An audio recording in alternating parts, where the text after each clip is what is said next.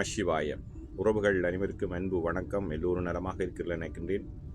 எல்லோரும் நலமாக இருக்க வேண்டும் என்றில்லாமல் இறைவனை பிரார்த்தித்தவனாக பலமை போன்ற ஒரு குரலை காணொலி வடிவிலே பதிவிட்டு வருகின்றேன். அந்த வகையில் இன்று நாங்கள் காண்க இருக்கின்ற குரல் 1330 குரலில் 404வது குரலாக அமையிருக்கின்றது. நல்லொரு குரலாகவும் நல்லொரு உரையாகவும் அமைய பெற்றிருக்கின்றது. அதாவது கல்லாமை பற்றிய ஒரு தெளிவை எங்களுக்கு அழகாக சொல்லியிருக்கின்றது. குரலை காண்போமாக இருந்தால், கல்லாதான் ஒட்பங்களியனன்றாயினும் குளார் அறிவுடையார். கல்லாதான் ஒட்பங்களியனன்றாயினும் குளார் அறிவுடையார் என்பதாக அமைந்திருக்கின்றது. இதற்கான முதலாவது உரையை நாங்கள் பார்ப்போமாக இருந்தால், கல்லாதவனுடைய அறிவுடைய ஒரு கால் மிக நன்றாக இருந்தாலும் அறிவுடையோர் அதனை அறிவின் பகுதியாக ஏற்றுக்கொள்ள மாட்டார்களாம். கல்வி கற்காதவனுக்கு இயற்கையாகவே அல்லது அவனுக்கு ஒரு சிறந்தொரு அறிவு இருக்குமாக இருந்தாலும், ஒரு அளவேனும் அறிவு இருக்குமாக இருந்தாலும், அறிவுடையோர் அல்லது உயர்ந்த சபையிலே கல்வி அறிவுடைய இருக்கின்ற சபையிலே அவரை ஒரு அறிவுடையராக ஏற்றுக்கொள்ள மாட்டார்கள் என்பதாக அமைந்திருக்கின்றது. அதாவது கல்லாதவனுக்கு அறிவுடைய ஒரு கால் மிக நன்றாக இருந்தாலும் அறிவுடையோர் அதனை அறிவின் பகுதியாக ஏற்றுக்கொள்ள மாட்டார்கள் என்பதாக முதலாவது உரை அமைந்திருக்கின்றது.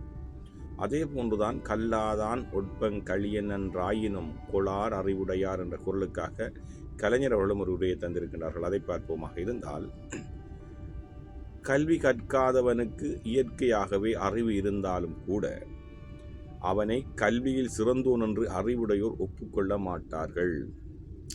ஒரு கல்வி கற்காதவனுக்கு இயற்கையாகவே சில பேருக்கு நல்ல அறிவு இருக்கும். அந்த அறிவை கூட கல்வி கற்றோர் இவன் கல்வியாளன் அல்லது அறிவுடையோன் என்று சொல்லி ஏற்றுக்கொள்ள மாட்டார்கள் என்பதாக, அதாவது ஒப்புக்கொள்ள மாட்டார்கள் என்பதாக கலைஞருடைய உரையும் அமைந்திருக்கின்றது.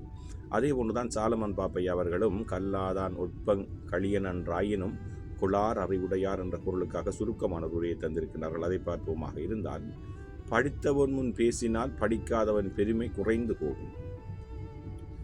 சாதாரணமாக நாங்கள் யாரிடமும் ஒரு கல்விகாலனிடம் நாங்கள் பேசுவோமாக இருந்தால் எங்களை பார்த்து புன்முறுவல் செய்வார்கள் அல்லது நக்கல் அடிப்பார்கள். ஏனென்றால் இவர் பெரிய படித்தவர் மாதிரி பேச வந்துட்டார் என்று சொல்லி நாங்கள் பல இடங்களில் பல பேருக்கு பேச கண்டிருப்போம். சில நேரம் நாங்கள் அந்த இடத்திலே அவ்வாறான பேச்சுக்களை கேட்டிருக்கக்கூடும். அதாவது சிறந்த கல்வியாளர்கள் முன் நாங்கள் பேசுவோமாக இருந்தால் எங்களுடைய பெருமை குறைந்து கொண்டே போகும் அல்லது எங்களை ஏளனமாக பார்க்கக்கூடும்.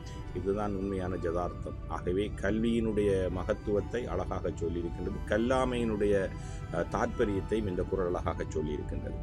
கல்லாதான் ஒட்பங்களியனன்றாயினும் குளார் அறிவுடையார் என்ற குரலுக்கான 3 உரைகளை நாங்கள் பார்த்த மட்டிலே இயற்கையாகவே எங்களுக்கு நல்ல அறிவுகள் இருந்தாலும் கல்வி கற்ற சபையிலே அல்லது கல்வி அறிவுடையோர் முன்னிலையில் நாங்கள் பேசுவோமாக இருந்தாலோ அல்லது எங்களை அவர்கள் ஒரு கல்வியாளன் சிறந்த அறிவுடையோன் என்று ஏற்றுக்கொள்ள மாட்டார்கள் என்பதைத்தான் இந்த குரல் அழகாக சொல்லியிருக்கின்றது.